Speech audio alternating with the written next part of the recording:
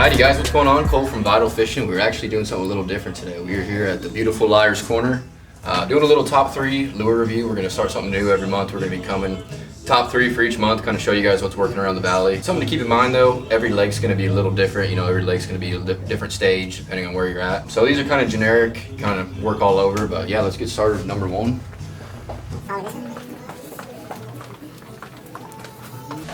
What do we got here? Bait number 1, starting to be a big fan of this lately, the Berkeley Stunna. This is actually the +1. I strictly kind of throw the +1s just because if you want to bring that bait up a little bit, you can keep that rod tip a little higher. So just a little more versatile, you're not having to use as many rods. But that hanky-panky color, great color right there, semi-stained water, Saguaro, Canyon, Roosevelt, solid color. And you got that clear water, that Northern Light. It's actually a +1 as well. If you guys see my recent Parker video, Colorado River smallmouth, they were smacking this thing. I was throwing some mega bass, they weren't touching it. But this is definitely a unique jerkbait for sure. It fishes a lot different than say your Vision 110s or your Strike King jerkbaits. Whereas a mega bass, you can get a lot more reactive with it. You can start snapping it and it's gonna walk a lot more. This one, you start snapping it like that, it's gonna get all tangled up. This one's a lot more subtle, you know, for a lot colder water. I like it a lot. So coming in number 1, Berkeley Stunna. All right, put those back. Coming in number 2 here, we got the Guggen baits. I'm just kidding, there's no Guggen baits in my boat. We're gonna come over here, let's see. Look at this right here, Rapala DT10. This is actually the dark brown craw. I like this color a lot. I don't throw as many reds. I like these dark browns. There is a little bit of red and orange on the belly. I like that a lot. They don't have it right now, but another one I like to throw a lot is that mule color. DT10, believe it or not, on Panoptics, bomb it out, super long cast. I can get this down to 13 and a half feet, 12-pound fluorocarbon. You may not believe me, but I probably wouldn't believe myself at first either, but I've seen it on the live scope. And then another cool thing about this too is, you know, you keep that rod tip up, you're around 7-8 feet. So it's real versatile. DT10, that's my favorite, especially this time of year. Coming in number 3 this way. You already know, best bladed jig ever made. We got the Evergreen Z-Man Jackhammer. And guess what color? Green pumpkin, 1/2 ounce, the most versatile. One of the most versatile baits out there. What I really love about this one, you know, compared to like Strike King Thunder Cricket, which is a good chatterbait or bladed jig, I like it a lot, but there's just something about this where you cast it out and you barely have to pick that rod up. You barely even have to start reeling. This thing starts ticking. So definitely top 3 right there. We got the jerkbait, which I'm throwing 90% of the time this year, this time of year, and then also the DT10, super versatile. I'm throwing that year round too, but especially this time of year. And then just the green pumpkin, jackhammer right there. You know, a lot of guys are also throwing. Right here you got like a Brett's hot craw right there. That's a good one. Fire craw guys are throwing that. I'm not throwing those too much, but that's all right. But yeah, so green pumpkin right there, can't go wrong. We got a whole bunch of them here. Good selection. But keep it simple, you know, we're not gonna go too much in depth on these, just kind of show you what baits we're throwing. And then, yeah, so Weston, you wanna take it away? Kind of show them what you're going with? All right, guys, coming in here. Next top 3, we got Matt Weston. Let's get it started. What's going on, guys? I think I'm gonna start with the crankbait, start off on the right note. Norris kind of explained a little bit. We do similar things when it comes to the crankbait, so let's go this way. You rocking the Potts Marine shirt today? Yep, had to. Oh, got to. Well, we got Andrew in the background. What's going on, Andrew? Right there. What's happening? How you doing, man?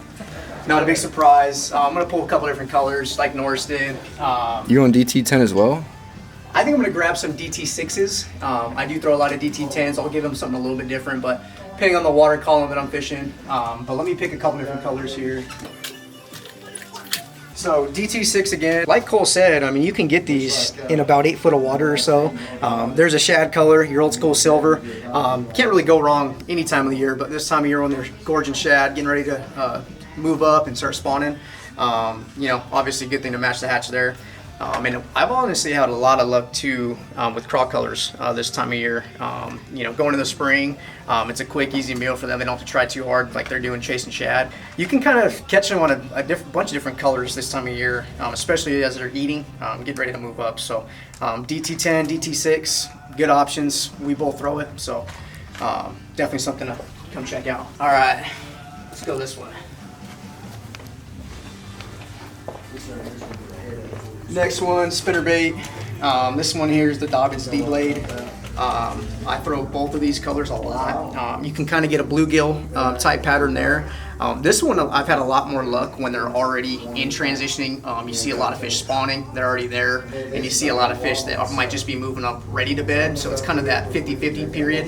And then I've also thrown white. Can't go wrong with white. Again, you're matching kind of shad pattern. And I'm throwing this mainly, you know, like somewhere like Roosevelt, where you might have some stick-ups back in the coves, you might have some secondary points, stuff going into the backs of cuts before those fish are actually on beds. You know, they're moving up, that's where they're going to stage. Spinnerbait comes through those sticks and twigs really good, and you can fish them in just about any part of the water column. A lot of times I'm fishing them shallow this time of year. That's number 2 for me. And then last but not least, you know Weston's picking a jig. It's no secret. It's not a secret. I'll have a jig tied on just about 24/7 when it comes to bass fishing out here in Arizona, but that's a 1/4 ounce. Let me see if I can pick a half here, 3/4. Bass Patrols are really all I used to throw back in the day before we started making our own jigs, but I usually throw about a 1/2 ounce most of the time. This one's a 3/4 here if I'm fishing deeper water, but you can kind of pick certain spots and really work them a lot better and slow down with the jig. And a lot of times you get a little bit bigger bites with a jig too than drop shot and Texas rig, that kind of thing. But again, I'm fishing this main lake points, going into cuts, secondary points that might be right on the outside of a pocket or a cut or a cove, and I can really pick apart a water with 10 or 12 casts, not just, you know, like a spinner bait where I'm covering water, looking for bait to appear, looking for some fish to flash on Panoptics. But, you know, it wouldn't be a Weston top 3 baits if it didn't have a jig in my hand, so. That'll be number 3 for me. And again, no specific order. I throw all of these a lot throughout the year, but those are 3 that I like. If I'm just going to go fish some new water this time of year, those are 3 baits that I'd bring with me and I'd have tied on. So, take it away. So yeah, guys, there's a lot of different ways to skin a cat. I mean, as you can see, this whole tackle shop, a lot of this stuff will work. After listening to Weston right there, kind of go a little more in depth. Kind of noticed I didn't. Moving slow today. Had a long night last night, so we're gonna hopefully be out in the water soon and make some more video for you guys. Come out here and check out Liar's Corner. I mean, they got a lot of cool stuff out here. I mean, look at all this huge Kitech selection.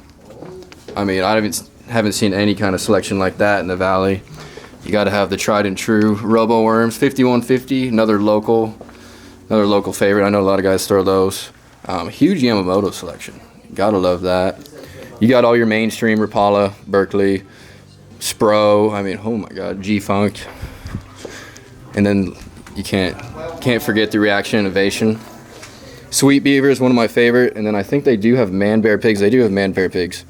Little watermelon red right there. That's money right there. But what do you think, dude? I mean, a lot of cool going down here. So yeah, stuff you can't find at some of the bigger chains for sure. But it seems like every time we come out here, there's some new stuff that are hitting the walls. So they're doing a great job out here. So be sure to stop by, come say hi to Courtney and everybody else that's working.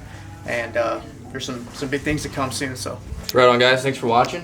Be sure to like this video and subscribe, and we'll see you out in the water for the next one. And hopefully some big fish will be coming. So stay tuned.